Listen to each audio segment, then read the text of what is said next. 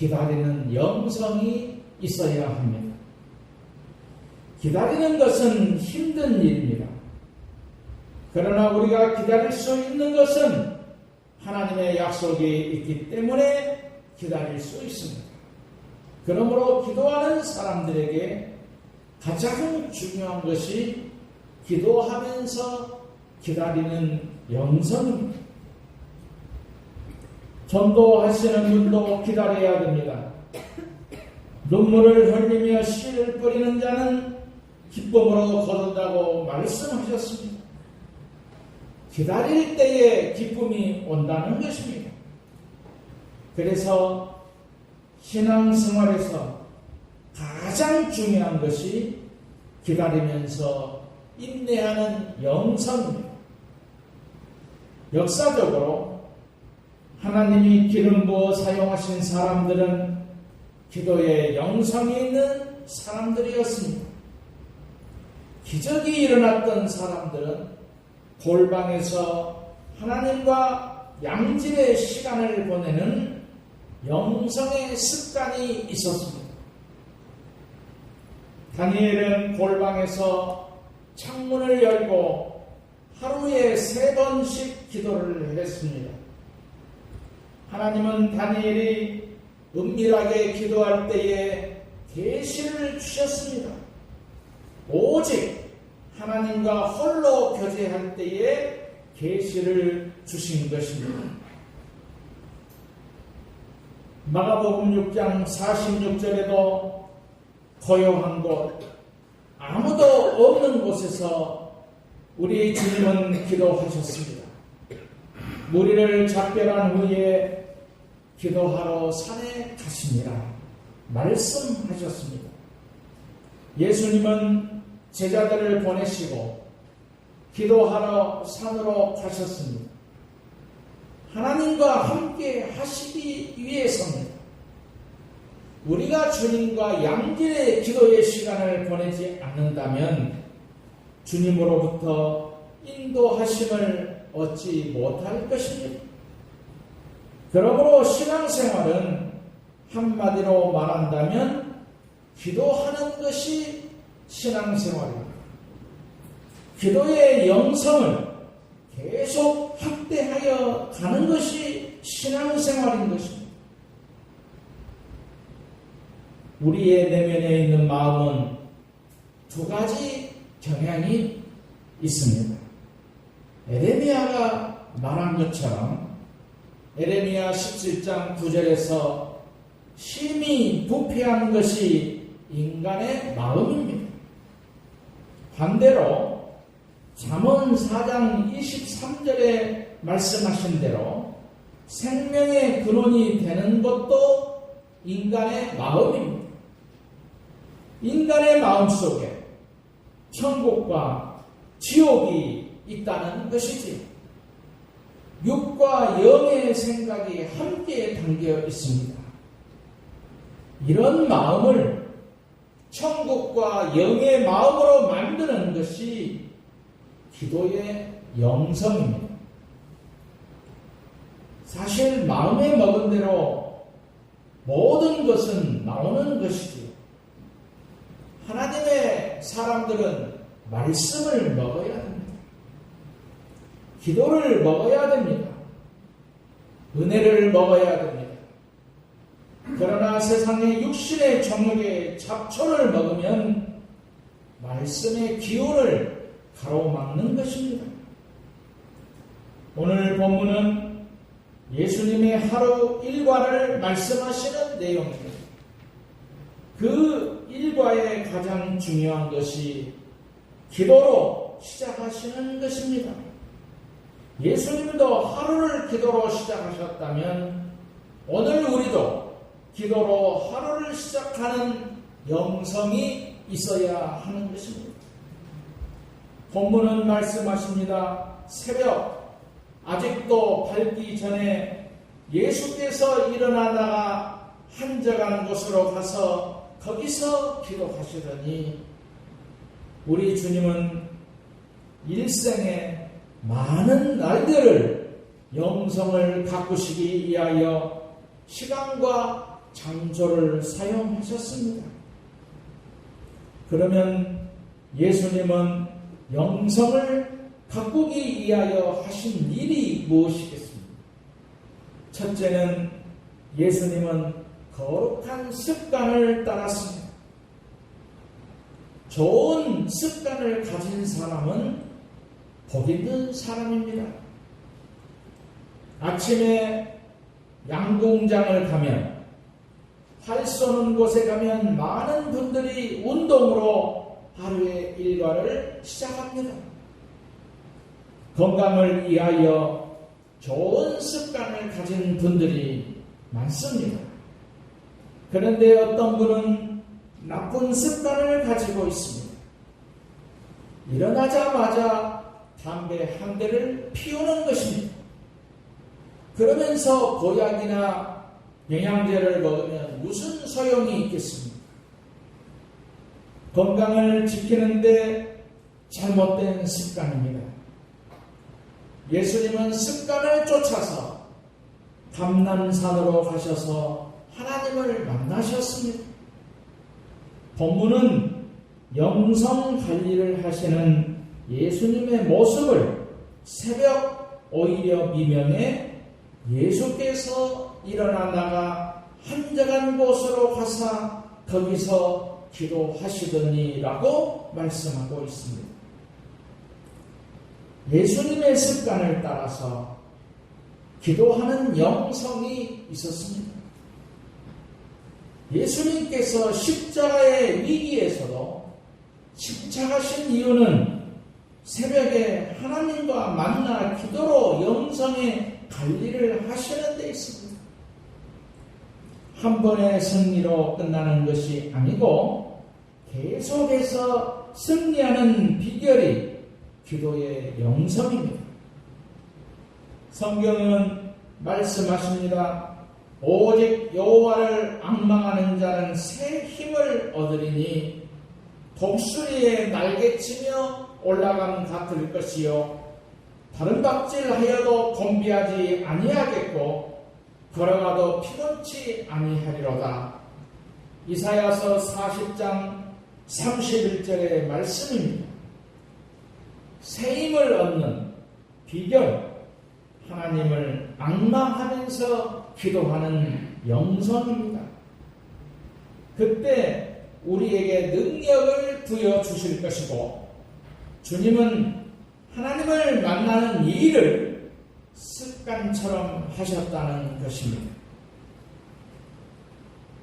두 번째는 예수님의 삶의 우선순위가 분명하셨습니다. 먼저 할 것이 있고 나중에 할 것이 있습니다. 예수님은 하루 일과 속에서 먼저 새벽 미명에 기도하셨습니다. 사람을 만나기 전에 하나님을 먼저 만나셨습니다. 영성의 충만을 먼저 생각하셨습니다. 우리가 살려면 먼저 건강해야 합니다. 건강보다 먼저인 것은 아무것도 없습니다. 건강해야 일을 할 수 있기 때문이죠. 이처럼 신앙생활에서 먼저 영성입니다. 먼저 성령의 기름 부음이 있어야 됩니다. 먼저 하나님의 결제를 받아야 됩니다. 그렇지 않은 일들은 하나님의 인도하심을 받을 수가 없습니다. 예수님은 하루 일과를 시작하시기 전에 새벽 미명에 기도가 먼저이셨습니다. 기도보다 먼저 하시는 것은 아무것도 없었습니다. 기도가 그렇게 중요하다는 것을 알았기 때문이죠. 신앙생활에서 기도를 빼면 아무것도 아닙니다. 기도가 하나님을 인정하는 일이기 때문입니다. 기도가 하나님을 의지한다는 고백입니다. 기도가 하나님의 도우심을 받아야 산다는 고백입니다. 두 나무꾼이 산에 올라갔습니다. 한 사람은 자기 동료에게 지지 않으려고 쉬지 않고 열심히 나무를 찍었습니다. 다른 한 사람은 50분 일하고 10분을 쉬면서 숨을 돌려가며 일했습니다. 어느덧 산을 내려갈 시간이 되어 두 사람은 각자 수고한 결과를 비교해 보았습니다. 그런데 쉬어가면서 일한 친구가 더 많은 나무를 한 것입니다. 승부욕이 강한 사람이 고개를 가우뚱거리면서 내가 더 열심히 했는데 왜 자네 것이 더 많단 말인가?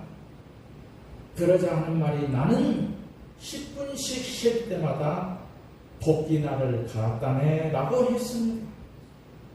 그렇습니다. 도끼날이 무디어지는 줄도 모르고 열심만 낸다고 되겠습니까?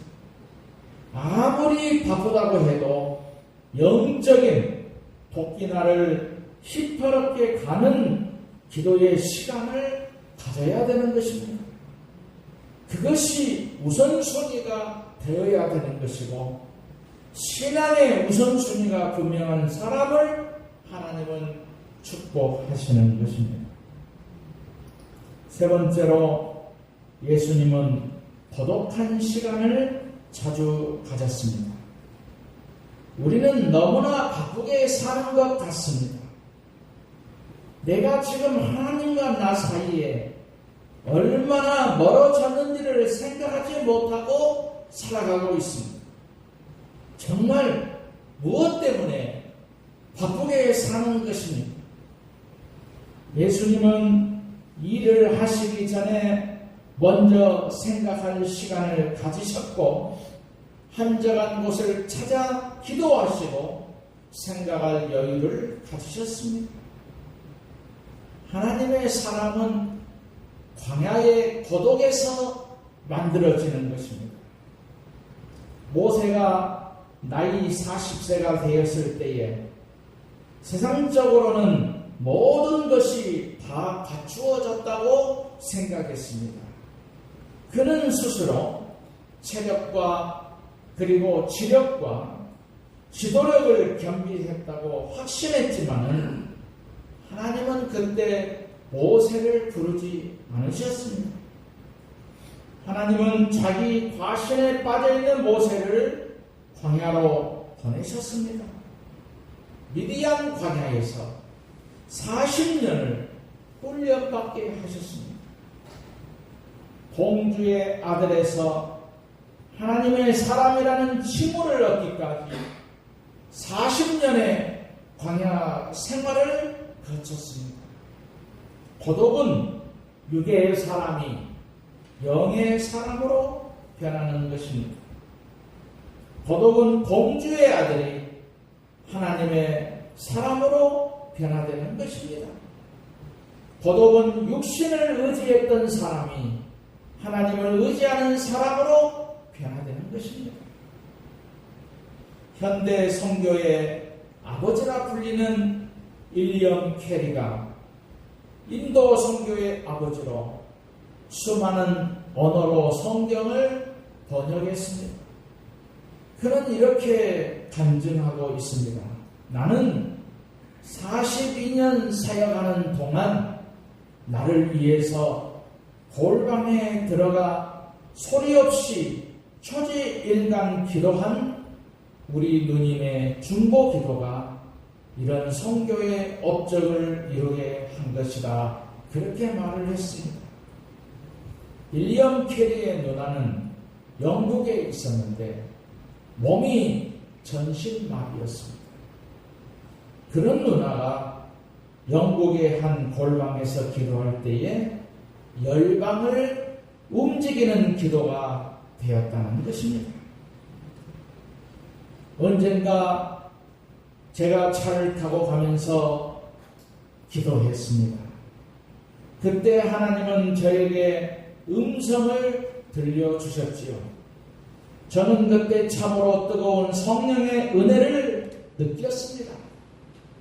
그때 자동차 안이 저에게는 골방이었습니다. 골방에 기도하는 것도 중요하지만 그러나 기도하는 것은 거기가 어디든지 골방인 것입니다. 세상이 어수선할수록 기본에 충실해야 합니다. 묵묵히 자기 맡은 일을 감당해 나가는 사람이 되어야 되는 것입니다. 우리가 소리 없이 묵묵히 헌신하는 것을 누가 알아주지 않더라도 속상해하지 말아야 됩니다. 은밀한 중에 보시는 하나님 아버지께서 천국에서 여러분의 상을 쌓고 계십니다.